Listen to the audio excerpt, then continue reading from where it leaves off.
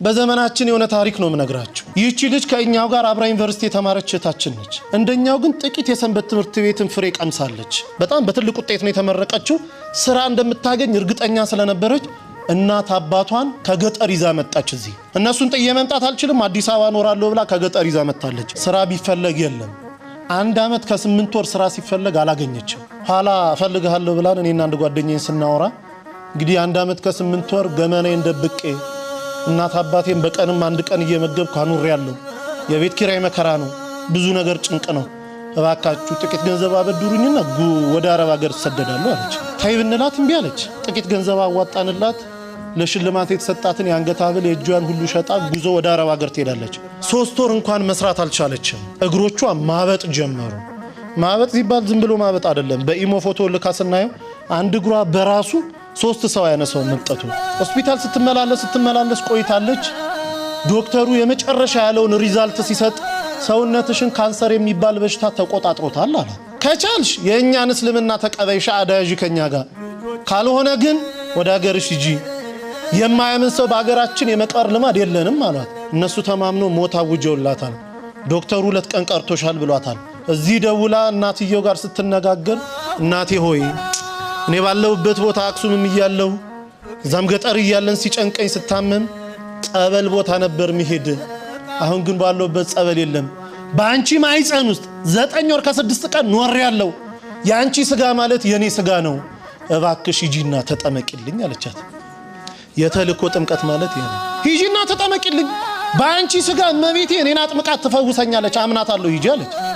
ለካ እናትየው እግራቸውን ያማቸዋል። እሳቸውም ጳጉሜ 1 2 3 2013 ዓ.ም ልደታ ታውቁታላችሁ ብዬ አስባለሁ። ሜክሲኮ ልክ ሲገቡ እዛ በስመ አብ ወወልድ ወመንፈስ ቅዱስ አሐዱ አምላክ አሜን፣ ይቺ ጥምቀት የኔ ጥምቀት አይደለችም፣ ልጄ ባለችበት ቦታ አጥምቂልኝ ትላለች እናት እየገባች። ተጠምቆ ሲወጡ 3 ቀን ነው ተጠምቆ የወጡት። ደውልልኝ አሉ ዶክተሩ። 2 ቀን ቀርቶሻል ብለዋል። እናትየው 3 ቀን የተጠመቁት።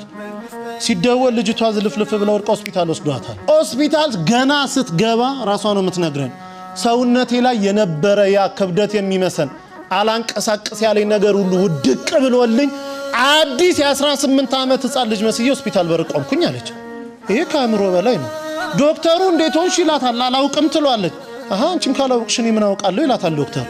እርሱን የሚመረምር ዶክተር ፈቃድ ሞልቶ ወጥቶ ነበረ። ከሄደበት ቦታ የ6 ሰዓት መንገድ ነርቶ ተመልሶ ህክምና ገባ። ልጅቷን አምጡ ይላል። ይሄው እኔ ነኝ ትላለች። እባክሽ አትቀልጂብኝ፣ ልሰራ ነው ያለሁት። እኔ ልጅቷን አውቃታለሁ፣ ኪሎዋ ይሄን ያለው ደሞ አንዲ ነው። አንቺ ደሞ ሳይሽ አዲስ ህፃን ልጅ ነው የምትመስዪው፣ ልጅቷን አምጪ አላት። አይ እኔ ድኜ ነው አለች። እንዴት ሆኖ? ተጠምቄ። ከየት አምጥተሽ ጸበል? አረብ ሀገር አይደለም ወይ ያለሽው? ከየት አመጣሽ? አይ እናቴ ተጠምቃለኝ። እናቴ ልትጠመቅ ስትገባ ወላዲተ አምላክ ድንግል ማርያም ከመልአከ ምክሩ ከቅዱስ ሚካኤል ጋር እኔ ቤት ውስጥ ይመጡ ነበር አለች። ጣዋት ስነሳ ሙሉ ሰውነቴ ረጥቦ ነበር ምገኘው አለች። እናቴ እዛ ተጠመቃለች፣ ድንግል ማርያም ደግሞ እኔን እዚህ ስታጠምቀኝ ነበር እንዲዳንኩኝ አለችው። ዶክተሩ ማልቀስ ጀመረ። እንዲህ የሚባል ነገር አለ? በእውነት ድነሻል? አንድ ኮነማ እኔም እኮ 17 ዓመት ካንሰር ታማሚ ነኝ። በቀን 2 ኪኒንና 3 መርፌ እየተወጋው ነው 17 ዓመት የገፋው። እባክሽ ሀገርሽ ሰጂኝ፣ አንቺ ምትያት ሴት ካለች እኔንም ታጥምቀኝ አለ። ያው እንግዲህ ታውቃላችሁ እሷ መምጣት አትችልም። እዚህ ደውላ ከኛ ጋር አገናኘችው። ሰውዬው እዚህ የገባው ሐሙስ 10 ሰዓት ላይ ነው ማታ። አሁን ወስዳችሁ ካላጠመቃችሁኝ አለ። ብንለው ብንሰራው በፍጹም። በኋላ ተደውሎ በአረበኛ የሆነ ነገር አለችው። ተረጋጋ። ለሊት 9 ሰዓት ላይ ተነስቶ ውሰዱኝ አለ። ስንሄድ ቤቱ ተዘግቷል። ገና በር ላይ ካህኑ እየከፈቱ ነው። አብሮ ገባ። ንባባቱን ደሞ አጣኑን አንድ ላይ ተደርጎ ውስጥ ከሰማ በኋላ የመጀመሪያ ተጠማቂ ሆኖ ገባ። እንደገባ መጮን ይጀምራል። ሲወጣ ሆስፒታል ውሰዱኝ አለ። አረባክ እንደው ቢያንስ 1 ሱባኤ ሳምንት ተጠመቅ። በፍጹም። ከዛች ሴት ጋር ሳወራ እኔ ቤት ውስጥ ይሸተኝ የነበረው ሽታ አሁን እዚህ ቦታ ሸቶኛል። እሷ ስታወራ ሁሌ የሚመጣው ሽታ እኔ ጋር አለ። እባካችሁኝ ውሰዱኝ። ከውስጥ የጥቁር ነገር እየጮኸ ሲወጣ ይቻለው፣ እንደ ጉም ደመና ወጥቶ ሲወጣ ይቻለው፣ ውሰዱኝ አለ። ሆስፒታል ተወሰደ። ምርመራውን ጠበቀን። ሲመጣ ካንሰር የሚባል የለብህም ተባለ።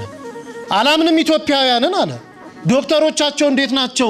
17 ዓመት የተያዝኩትን እንዴት የለም ትሉኛላችሁ አለ።